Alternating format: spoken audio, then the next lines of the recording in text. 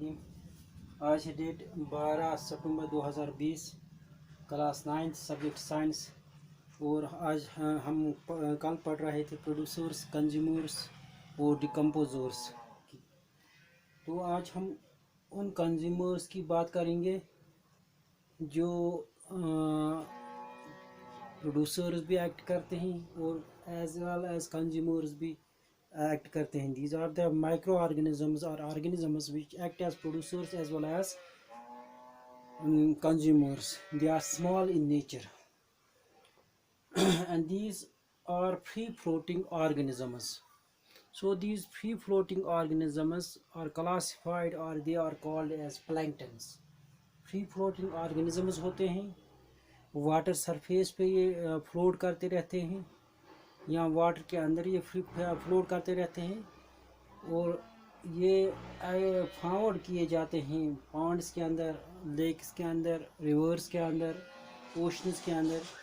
These are free floating, small in nature, बिल्कुल छोटे होते हैं.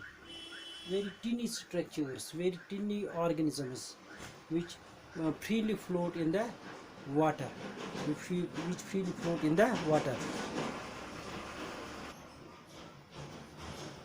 ये पाए जाते हैं पॉन्ड्स के अंदर, लेक्स के अंदर, रिवर्स के अंदर और ओशंस के अंदर. So these free floating organisms are called planktons. ये प्लैंक्टन्स और दो किस्म के होते हैं. These are of two types, whether they are plants और दे आर एनिमल्स. अगर ये प्लांट्स होते हैं तो इनको हम फाइटोप्लैंक्टन्स कहते हैं, फ्री फ्लोटिंग एक्वेटिक प्लांट्स. तो पानी के अंदर ये अगर प्लांट्स हों तो इनको हम फिर फाइटोप्लैंक्टन्स कहते हैं. तो एग्जांपल है फ्री फ्लोटिंग प्लांट्स की या फाइटो प्लांट की, तो वो है एल्गी. फ्री फ्लोटिंग एल्गे जो है, it is an example of free floating plants और it is an example of phytoplanktons. तो दूसरा है फ्री फ्लोटिंग एक्वेटिक एनिमल्स. वो एनिमल्स, वो टिनी एनिमल्स जो फ्री फ्लोटिंग फ्लोट कर रहे हो पानी के अंदर, तो इनको हम कहते हैं जू planktons. So zooplanktons are the small organisms which freely flow in the water, and these animals are known as zooplanktons. They are small in size. Example of these free floating animals or zooplanktons or protozoa, and very small fishes, very small fishes. They are the examples of these free floating animals. These phytoplanktons produce their own food. For example, free floating algae, these are producers. As usual, plants are producers. They are also known as autotrophs. They produce their own food. And these zooplanktons, the aquatic animals, these are consumers. So these small animals take up these small plants, and they when they also get breed inside this water or inside the earth, because below the water there is earth. So हम बात करेंगे कि ये जो planktons होते हैं ये producers भी होते हैं और कंज्यूमर्स भी होते हैं. तो अब इनकी भी डेथ हो जाती है. इनके अंदर जो न्यूट्रिएंट्स होते हैं, the nutrients present in these zooplanktons and phytoplanktons return back to the earth or return back to the soil. Overall, when all the plants, animals, when they die, जब उनकी डेथ हो जाती है, when they die, that is, plants are autotrophs, they make their own food, they are producers. Animals are heterotrophs, they are consumers. And these planktons, these are also producers as well as consumers. Overall, in सबों की death हो जाती, they all die. Now after death they get decomposed, ये decompose हो जाते हैं. They change into the form which is non-poisonous, and then they also return the nutrients which they contain back to the soil. इनके अंदर जो nutrients होते हैं, जो एलिमेंट्स होते हैं, वो वापस ज़मीन के साथ मिल जाते हैं. इन लिविंग ऑर्गेनिजम्स के अंदर, प्लांट्स और एनिमल्स के अंदर ऑर्गेनिक मैटर होता है. ऑर्गेनिक मैटर होता है. ये ऑर्गेनिक मैटर जो होता है, it is changed back into the inorganic substances bye decomposers. So we are now talking about decomposers. Decompose the microorganisms which break down the complex organic compounds present in dead organisms like dead plants and animals and their products like feces, urine, etc. into simpler substances. For example, we have bacteria, we have fungi which act as decomposers. वो micro organisms जो break down करते हैं complex substances को, complex organic compounds को, क्योंकि organic compound जो होते हैं वो लिविंग ऑर्गेनिजम्स के अंदर मौजूद होते हैं, प्लांट्स के अंदर मौजूद होते हैं, एनिमल्स के अंदर मौजूद होते हैं. प्रेजेंट इन डेड ऑर्गेनिजम्स, जो प्रेजेंट होते हैं डेड ऑर्गेनिजम्स के अंदर, like dead plants, dead animals and their products. जैसे कि डेड प्लांट्स और डेड एनिमल्स के अंदर ऑर्गेनिक कंपाउंड्स मौजूद होते हैं, इनके प्रोडक्ट्स के अंदर भी मौजूद होते हैं, फीसिस के अंदर मौजूद होते हैं, यूरिन के अंदर होते हैं. और ये डेड माइक्रो ऑर्गेनिज्म इनको चेंज करते हैं किसमें, सिंपलर सब्सटेंसेस में, सिंपलर नॉन पॉइजनस सब्सटेंस में चेंज करते हैं.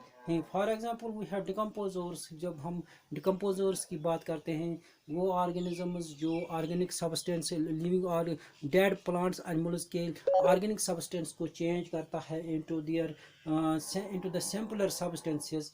तो इनमें एग्जांपल है bacteria and fungi. Bacteria and fungi, जो बैक्टीरिया डिकम्पोजर्स एक्ट करते हैं, यानी कि ऑर्गेनिक सब्सटेंस को चेंज करते हैं इनटू दियर सिंपलर सब्सटेंसेस. तो इनको हम प्यूट्रीफाइंग बैक्टीरिया कहते हैं. They are known as putrefying bacteria. अब बात करते हैं कि किस तरह से ये डिकम्पोज करते हैं. ये जो ऑर्गेनिक सब्सटेंसेस होते हैं, इनको ये चेंज करते हैं कार्बन डाइऑक्साइड और वाटर में. They are changed back into carbon dioxide and water.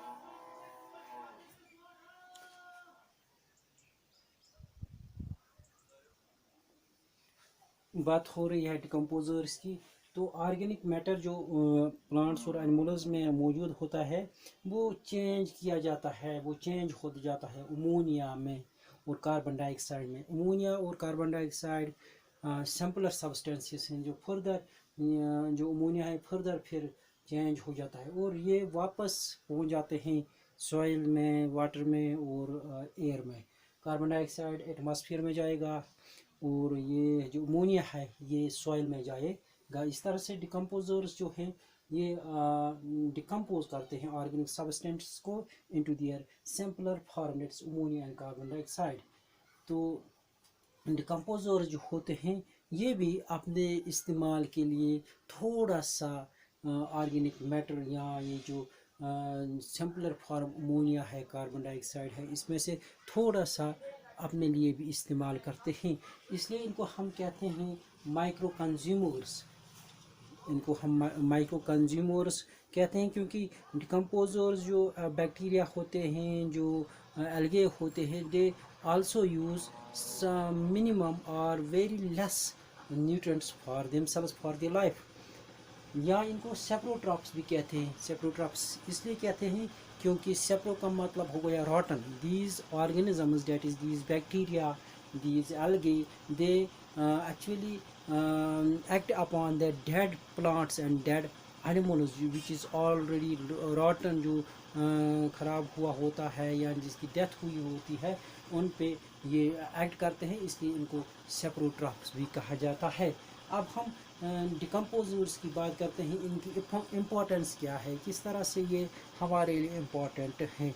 तो ये हेल्प करते हैं in decomposing the dead bodies of plants and animals and hence act as cleaning agents of the environment. ये मदद करते हैं,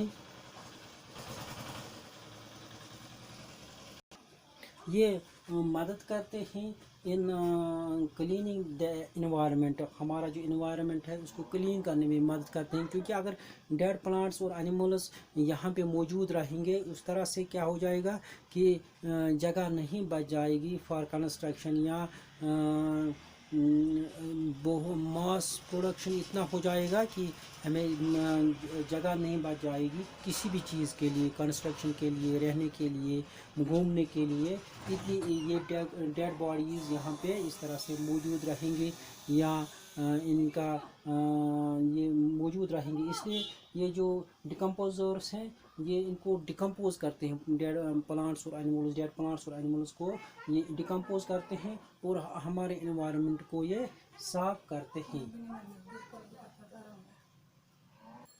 so these decomposers act as cleaning agents. यहाँ जो अमोनिया जो है ये जब प्रोड्यूस होता है it is further changed into nitrates by nitrifying bacteria. Nitrifying bacteria जैसे कि एजोबैक्टर है, वो इन अमोनिया को नाइट्रेट्स में चेंज करते हैं, और ये नाइट्रेट जो हैं ये सॉइल में जमा हो जाते हैं या रिटर्न हो जाते हैं सॉइल के पास। इस तरह से ये एक्ट करते हैं as fertilisers. These nitrates act as fertilisers and fertility of soil increases. Various nutrient elements are return back to soil. एक और जो इसकी सबसे इम्पोर्टेंस है डिकम्पोजर्स की, वो है कि बहुत सारे न्यूट्रिएंट जो हैं वो ज़मीन, पानी और एयर में वापस पहुंच जाते हैं, यानी कि रिटर्न किए जाते हैं। जो ऑर्गेनिक सब्सटेंसेस होते हैं वो ज़मीन, पानी और एयर में वापस पहुंच जाते हैं। इस तरह से एक बैलेंस रहता है इस इकोसिस्टम में, इस इन्वायरमेंट में, हमारे सराउंडिंग्स में एक बैलेंस रहता है। Help in recycling of materials in ecosystem to retain life. तो जब ये न्यूट्रिएंट्स वापस पहुंच जाते हैं ज़मीन में, तो बात हो रही है फास्फोरस, सल्फर, कैल्शियम, ये जब वापस पहुंच जाते हैं ये ऑर्गेनिक सब्सटेंस पहले कन्वर्ट किए जाते हैं इन ऑर्गेनिक सब्सटेंस में, तो ये वापस पहुंचा दिए जाते हैं अर्थ में। और इस तरह से क्या होता है कि प्लांट्स इनको फिर से ऑब्जर्व करते हैं, फिर से लाइफ एग्जिस्ट होती है, और इन प्लांट्स को खाने के लिए यहाँ पे एनिमल्स मौजूद होते हैं, वो इनको खाते हैं, इनकी फिर से डेथ हो जाती है, फिर से ये ज़मीन तक पहुँच जाते हैं ये एनिमल्स, ये प्लांट्स, और फिर से जो न्यूट्रिएंट्स है ज़मीन के वो बढ़ जाते हैं, और फर्टिलिटी ऑफ सॉइल जो है वो बढ़ जाती है, और इस तरह से ज़्यादा से ज़्यादा प्लांट्स जो है वो प्रोड्यूस हो जाते हैं, और रिसाइकलिंग ऑफ मटेरियल जो हो इकोसिस्टम होती है। इस तरह से return of retain life exist होती है, life retain.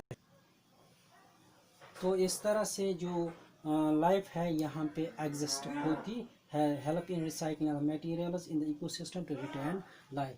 So these were the importance of decomposers. इस तरह से जो डिकम्पोजर्स है इनकी अपनी इम्पोर्टेंस है। With this I completed producers, decomposers, producers, consumers and decomposers, as well as importance of decomposers. Thank you.